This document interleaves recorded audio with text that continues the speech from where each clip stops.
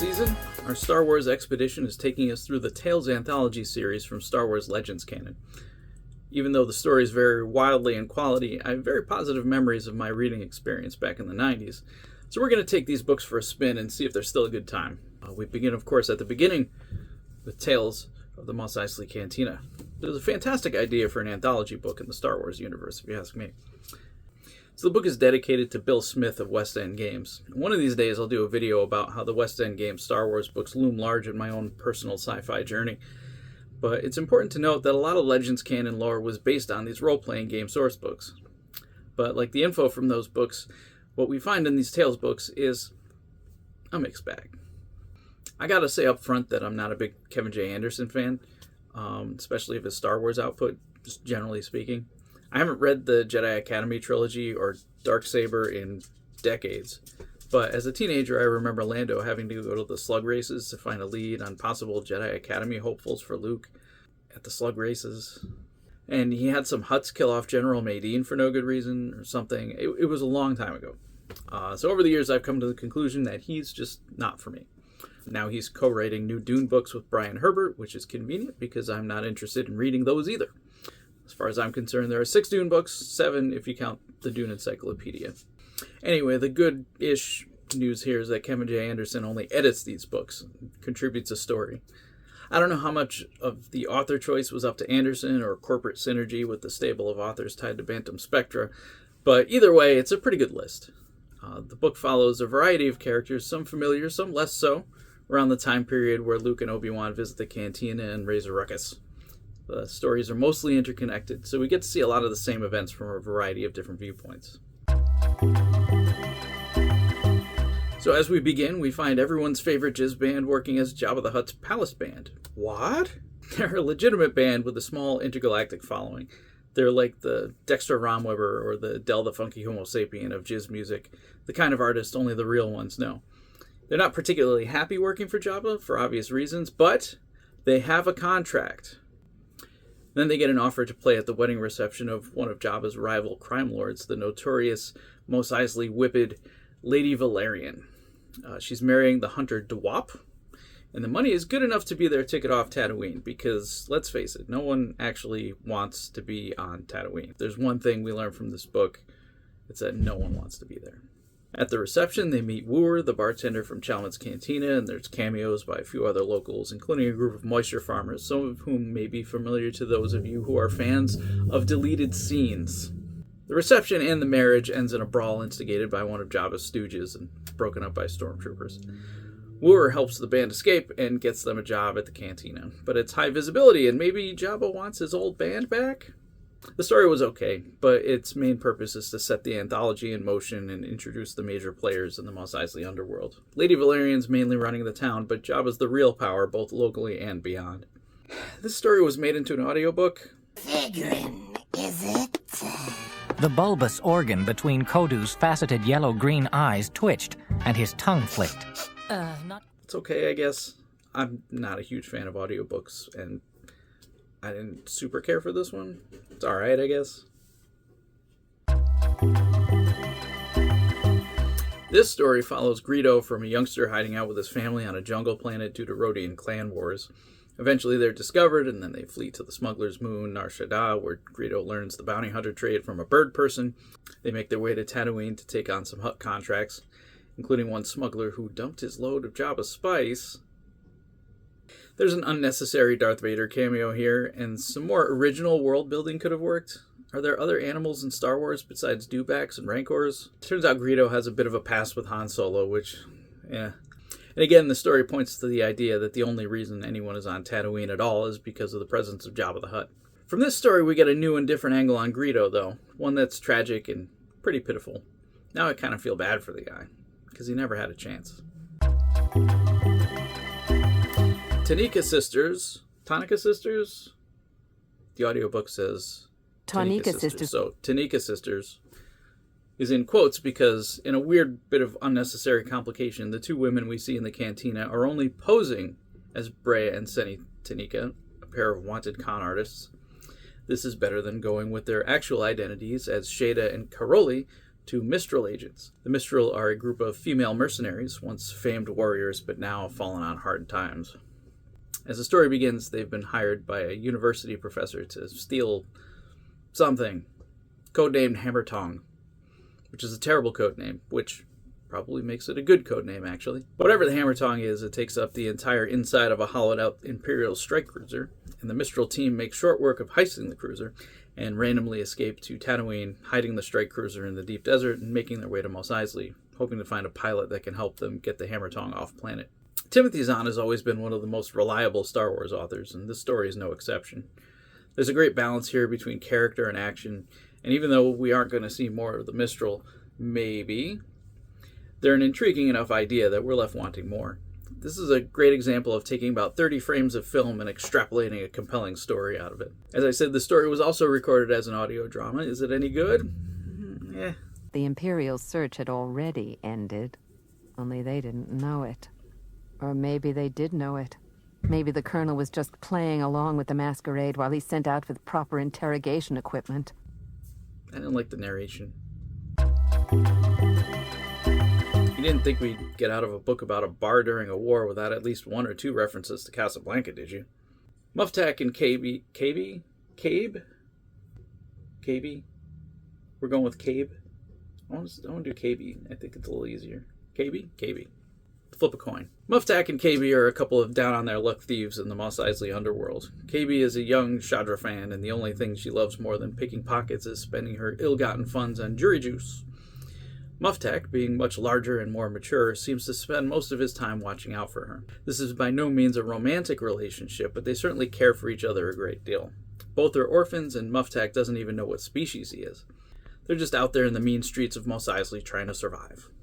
When a random encounter with a stormtrooper reveals to Muftak what species he is, he has a change in priorities, and finally indulges Cabe in taking on her big idea, robbing Jabba's townhouse in Mos Eisley while he's away at his main residence. But maybe the job is more than they can handle. A.C. Crispin is another writer who has a good handle on the universe, and this is definitely one of the better stories in the collection. There's a line in passing about there being no place for non-humans in the Empire that I think is something that doesn't get talked about enough, but is very much supported by canon even to this day. I remember a few complaints about a lack of aliens in Andor, but I think there were just about the right amount if you really think about it, which isn't pleasant to think about. Maybe I'll make a video about this topic in the future. Season 2 of Andor really kind of nailed this pretty well. It was really good. Anyway, the story makes a lot of connections to other stories. Some of the characters and plot lines featured here will be bigger parts of other stories. I don't think Muftak and Cabe's story gets expanded on any further beyond this, but when I finished the story, I found myself wanting to follow their story further, which sounds like the sign of a good story to me. This was another story that left me wanting more when I was done, in the best way. Which I wasn't really expecting, because I really only remember Dave Wolverton from his book The Courtship of Princess Leia, which invented Dathomir, to find the character Sean Phillips played in Ewoks The Battle for Endor as some kind of Sith witch, and had them ride Rancors just for fun. But those were really the only things that stuck with me about the book. The impression I have 30 years later is that the book itself was unspectacular. Not helping things was the title and the original cover, which leaned into the romance angle more than a lot of mouth-breathing neckbeards were probably comfortable with at the time. Later editions had a tougher cover. Look, it's not for girls now, we promise. I've gotten sidetracked. This is a great little story about Mos Eisley, the Ithorian. He's one of Ron Cobb's best creature designs and overall one of the most thought out. When they started putting out action figures again in the 90s, his was one of the first aliens made. Which is funny because Nadan and his people are very much pacifists, and the blaster he comes with is rivaled only by the TIE fighter pilot. Feeling like I'm getting sidetracked again. Suffice to say, he is truly one of the most iconic Cantina aliens. Nadan has been exiled from his herd ship for reasons involving the Empire, specifically a Captain Alima who forced Nadan to reveal the secrets of the Ithorians' amazing plant-tending skills. Now he hangs out on Tatooine, where he helps out the rebellion indirectly when he can, gets drinks with Muftak and Cabe, and does plant experiments in his house and tries to grow strains of stuff that can flourish in the desert. But suddenly, Mos Eisley is crawling with Imperials, including a familiar-looking Lieutenant Alima. Nadan has to choose between remaining a pacifist or getting revenge. When I finished this story, I thought about world building a lot, specifically Star Wars world building. I got into a conversation with someone on Threads where they had said that they didn't like Andor because it wasn't Star Wars, because it didn't have any Jedi or the Force in it. And I replied that that was exactly what I loved about Andor, that we got to see what the average cereal-eating citizen's life was like under Imperial rule. Star Wars is a massive canvas, and the Jedi are just such a small part of it, especially in the Rebellion era. I've since deleted threads from my phone.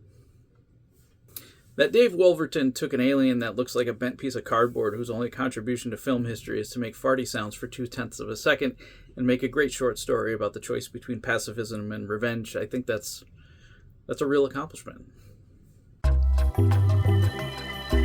Most of these chapters have clip art pictures of the characters, but I guess they didn't have any clip art of the bartender. Woo her. Woo her? Woo her. Woo her. We can assume now, having seen the prequel trilogy, that Wooher's anti-droid sentiment, the only thing we really know about him from the film, results from some experience during the Clone Wars. But here, before we knew that droid armies had ravaged the galaxy, droids are the only class of beings that Wooher feels he can kick around, and his boss, Chalman the Wookiee, reasons that droids don't drink, so they are famously not allowed in the bar. Oh no! Anyway. Because all these characters lead rich inner lives and backstories not even hinted at in the original film, Wooher is very, very good at mixology. And he's working on a drink specifically concocted to be a favorite drink for Jabba the Hutt. As our story begins, in a back alley, Wooher runs afoul of what looks like it was once an astromech droid, but has been modified almost beyond recognition. The droid is on the run from Jawas, of course, but Wooher is not interested in helping a droid. Will he learn that friendship is helping the modified droids you meet along the way? Yes. The story mentions a barback assistant named Nakar, who doesn't appear in the film because he's very short and can't be seen behind the bar. He has 4 arms. His species is not specified. Greedo appears in this story, and while I don't think he was written out of character per se, his portrayal felt slightly off to me, mostly regarding his dialogue, I think. It's just not quite there. Overall, this wasn't the strongest story to me. Wooher is a sad, unpleasant person who only experiences some slight character growth motivated by personal selfishness. As one of the core Cantina characters, he has lines. I had hoped the story would be more of a linchpin like The Band's Tale, which, if you'll remember, featured Wooher. But there's surprisingly no crossover between those two stories, or much of any other stories, really. It's kind of weird, since Wooher interacts with so many other characters in their stories, but none of those interactions dovetail into his story. I don't know. The story is worth reading to see the payoff of how he develops the perfect drink for Jabba, but there isn't even a resolution here where we find out if Jabba likes it or not, so it wouldn't make a ton of sense for that resolution to happen in someone else's story, so it's all kind of weird. I'm not going to say this one is essential at all. Yeah. Gets my stamp of non-essential.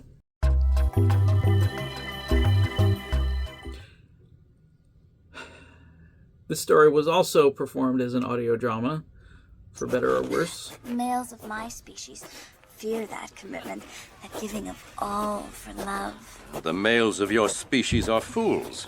This story puts the noir angle to good use. Feltapern Trevag is a heartless Imperial tax official in Mos Eisley. Trevag is a Gotal, vaguely humanoid with cones that give him kind of an extra sense. Like most people in this town, he's looking to make a score so he can leave Tatooine for good. Like evicting a widow and her kids for not paying their water tax, then swooping in to buy her place to rent out the rooms individually. Or maybe call in the Empire on the Jedi he sensed in the market weeks before. He's a real piece of work. But then a femme fatale walks into Trevag's office, a femme fatale named Muum Onith. Barbara Hambly, no stranger to Star Wars, doesn't pour on the Raymond Chandler or Dashiell Hammett very thick, but there's no mistaking the setup here as pure noir.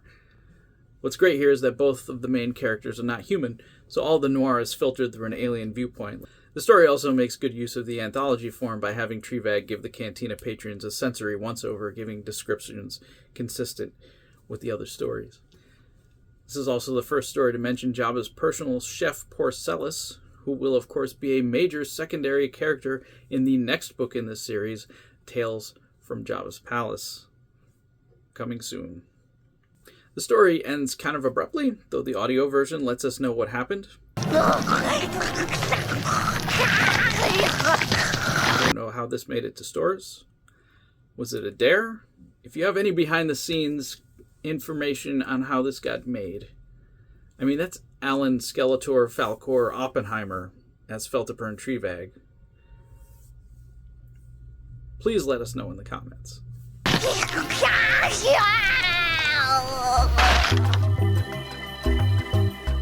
This is hands down the best story in the book, in my opinion. Daniel Keyes Moran is the MVP of this book series. I'm going to read some of his non-Star Wars work because his writing here is just tremendous to me. So stay tuned for that. There's some irony here, since this story goes hard for a character who isn't the most imaginative design. This is one of a bunch of off-the-shelf Rick Baker design masks used to fill out the cantina. That's why we have 2 different wolfmen, a brainhead, some weird-faced guy, and a bunch of other seemingly low-effort alien designs. And this devil guy, Deveronian. I always figured this would be one of the alien species that Star Wars would try to downplay, like how the wolfmen got replaced in the special edition, but we got the charming rogue Villy Grok in the comics, and eventually the Mandalorian would give us a live-action Deveronian played by no less than Clancy Brown. Similar to the Tanika sisters. This guy is known by the locals as Labria, but he's actually Cardu Malak, the butcher of Montelian Surat. He's wanted by his own people for having taken part in an Imperial massacre on his home planet. He's a big fan of music. In fact, music is indirectly why he's still on Tatooine. He spends his days hanging out at the cantina, drinking Marinzane Gold and trying to broker information. But one day, Grindan has some information to sell him. Fig Grindan and the modal nodes are on Tatooine playing for Jabba. Our man with the horns hatches a plan. I don't want to get into the plot too much, but this story does so many things well. It's an info dump on the Deveronian species and culture, but it's so effortless it feels more like a conversation. The first-person narration gives it a slightly noirish feeling, though the previous story is more properly noir content-wise. The story explains away canonical art inconsistencies regarding Deveronians. Sure, most of them have pointy teeth, but he's a genetic rarity with both male and female sets of teeth. And the story mostly manages to dovetail well with a few other stories in the anthology, the Band's Tale most notably. Like I said at the start, this is by far the best story in this collection, in my opinion. It's all downhill from here, though there are a few bright spots along the way. Also, nicely done, giving him the prime space on the spine.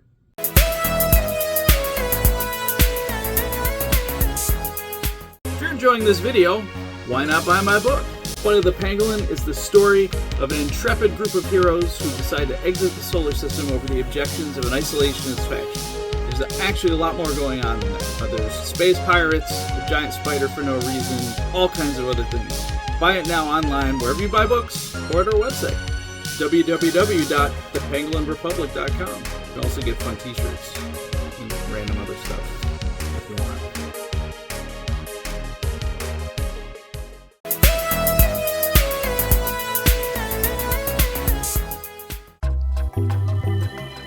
Editor Kevin J. Anderson's reasoned take is, what if Jawas felt helpless, living on the edge of civilization, selling junk to moisture farmers who were themselves barely getting by, always in danger from attacks by those same moisture farmers, or sand people, or even Imperial patrols, or Imperial patrols pretending to be sand people? What if one Jawa saw a path forward? What if one Jawa bought a blaster and took it to Mos Eisley to light up as many stormtroopers as he could? Het Nikik, the Jawa at the center of the story, sees a future for his people where they don't constantly live cowering in fear, where they grow enough of a spine to defend themselves. This is not a popular view among his fellow clanmates. Jawas are pretty much exclusively run and hide types. But Het Nikik is a visionary. He has his own revolutionary ideas, but will they lead to victory or an early end for Het Nikik? The story is written well enough and gives us a peek into the day-to-day life of Jawas, but nothing about the details of their existence was particularly interesting or compelling. They smell really bad, but that smell is also a form of communication, so that's kind of interesting. They have regular swap meets to trade whatever junk they find. The story is silent on this, but I always thought of Jawas as being Tatooine natives. When they showed up elsewhere in TV's The Mandalorian, I was momentarily taken aback, but I quickly realized this opened up Jawas to show up just about anywhere. World building like that, consequential world building, that's the kind of stuff I was looking for here.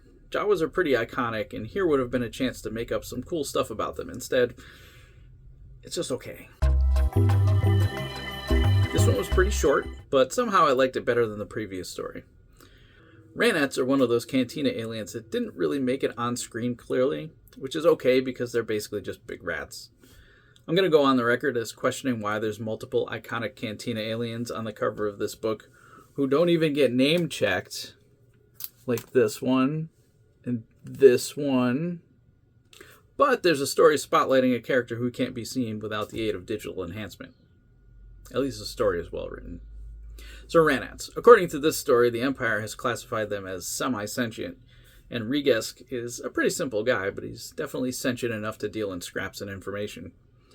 Rigesk has made an appearance in the previous story with Hetnakik the Jawa, and here we see the other side of that story. It's short, but it definitely isn't skippable if you're invested in the Jawa subplot. This might be one of the first attempts to flesh out how the Imperial War Machine works, and I think it does a pretty good job, though this story does seem to rely on member berries more than some of the book's other stories. Here we follow new Imperial recruit Davin Felth as he begins basic training at the Imperial Academy on Karita. During basic training, he shows aptitude with the AT-AT walkers, or AT-AT walkers, and during a training exercise, he kneels the walker on the ground to prevent the attacking fighters from tripping up the legs. This catches the attention of one Colonel Veers, who promises to reward this quick thinking with an assignment worthy of Davin's talents. He is then immediately shipped off to Tatooine with a stormtrooper detail, and has basically the length of the journey to learn to be a stormtrooper. Once on Tatooine, his real story begins. If we're going by what we read here, we saw Davin Felth on screen multiple times in Star Wars, and he does not have a great time. There's a lot here that Doug Beeson wisely leaves as subtext that I really enjoyed, especially with regard to Colonel Veers, and the fact that Davin's exiled to Tatooine before he could undergo the full indoctrination might be the thing that keeps him human. And while it stretches credulity that this one stormtrooper could have been present for so many events, it's not completely impossible. Sometimes you just have to go with the premise. Overall, I wasn't looking forward to this particular story for whatever reason, but in the end I thought it was pretty smart. It also shows another viewpoint that ties up a plot thread from the previous two stories, so that was kind of neat. I've seen Jennifer Robertson's books in some of my used bookstore expeditions. If her books are anything like this story, they must be pretty wild. Danik Jericho is an assassin of assassins, much older than he appears and even more mysterious. And he is all about eating a person's soup. What soup? The story's not specific, using much flowery language, but this guy has tendrils that extend from folds in his face, entering the victim's facial orifices and eating their delicious soup. Basically, he eats their brain juices, I guess? I don't want to dive too deep into it. Back before the book was relegated to Legends canon, but after all the good action figures had been made, Hasbro was looking for new angles and decided to cater to diorama completists. Because, you gotta make a Cantina, right? If you got all these Cantina aliens. So they made a Danik Jericho action figure, complete with tendrils you could attach to his face. Crazy stuff. The story is written in the first person. It is almost exclusively his observations of the Cantina during the moments we see on screen, sprinkled with musings about his profession, his life, and the soup. Robertson uses poetic prose that's unique to this story within the book. Maybe the Deveronian's tale comes closest, but it's not nearly as heightened. I remember reading this story as a kid and thinking it was kind of gross and boring, but now having written books of my own, I really liked a lot of the craft going on here. I think it's definitely a mood. The story is definitely not for everyone, but I'm glad I read it. Returning to a more typical story, we find the space pilot Boshek on his way to Tatooine in a hot ship, having just beaten Han Solo's Kessel Run record. He beats an Imperial patrol, then lays low in the Cantina for a while. This guy has probably the most important role out of anyone in this book, relating to the film at least, since he's the guy with the sideburns who introduces Obi-Wan to Chewbacca. You see, Boshek is force sensitive, and Obi-Wan senses this and immediately talks to him. If Boshek had owned a ship instead of just piloting for others, this story would have you believe the film could have gone much differently. Obi-Wan encourages Boshek to clean up his life so he can avoid using the dark side of the Force or something. My eyes tend to glaze over with Jedi stuff. Unfortunately, this is the most interesting interaction in this story. From there, Boshek runs afoul of some cops and tries to impersonate a street preacher in a scene lifted directly from Monty Python's Life of Brian. And the whore of Babylon shall ride forth on a three-headed serpent. Not a reference I expected to make here, but here we are. This story is ultimately skippable, though it does factor into the shared story about the Jawa that most of the last few stories have featured. This story is a little bit off-model, with the story taking place entirely in the future, sometime after Ponda Baba's unfortunate but now infamous disarming in the cantina by our man Kenobi. The events seen in the film are only briefly referenced, making this the only story so far that doesn't have any active connections to the others. Those guys who hassled Luke at the bar sure seemed like a couple of drunk jerks, so it may surprise you to learn that the pug-nosed human is actually a brilliant doctor. It might be slightly less surprising to learn that he's also sadistic and unscrupulous. Kenneth C. Flint, mostly known for military sci-fi, weaves a tale of treachery, revenge, and gelatinous pets, of body swapping and politician swindling. Legends canon really seemed to run with the idea that this barely coherent drunk was actually a brilliant mad scientist, but I'd prefer if he was just some local wino. There's nothing on screen to suggest he's anything but a hobo, maybe a murder hobo, and I get it, there's nothing to deny that he's a mad scientist either. Everyone, including this story, takes his line about having the death sentence on 12 systems as a fact, and not the ramblings of a drunk lunatic who's probably only ever seen the inside of Mos Eisley's drunk tank. Hashtag, he's just some dude. A lot of these stories are well written, but this one has very little to do with the cantina at all. This is a story of a moisture farmer on the edge of the Dune Sea who tries to make peace and negotiate borders with his Jawa and Sand People neighbors. Some of his fellow farmers don't like the idea at first, since the Sand People are pretty inscrutable. But ultimately, the Empire gets involved and ruins everything, radicalizing our protagonist into joining the rebellion. It's a good story, and it's very much a Star Wars story, but it felt like the least relevant story in the book since it had so little to do with the cantina itself beyond a couple of paragraphs shoehorned in at the end. I don't have a lot to say about this one. It's the last story in the anthology. It's a meditation on love, the Force, and what happens when you combine the two. It's a beautiful story, frequently undercut by the fact that Judith and Garfield Reeves-Stevens never really let you forget that our main characters are a wolfman and a hand puppet that looks straight out of John Carpenter's The Thing. It stretches credulity that the wolfman was present at the major battles of the next two films, but I was willing to go with it. It's a great way to close out the book. Like I said in the open, a lot of the foundational lore for these stories, specifically some of the character names and characterizations, came from the old West End Games role-playing books. And in turn, these Tales books would further flesh out the background characters and cement them in Legends canon. The problem, of course, is that not all these stories are fantastic. And I don't blame Disney at all for wanting to take the opportunity to decouple themselves from some of the less interesting canon elements.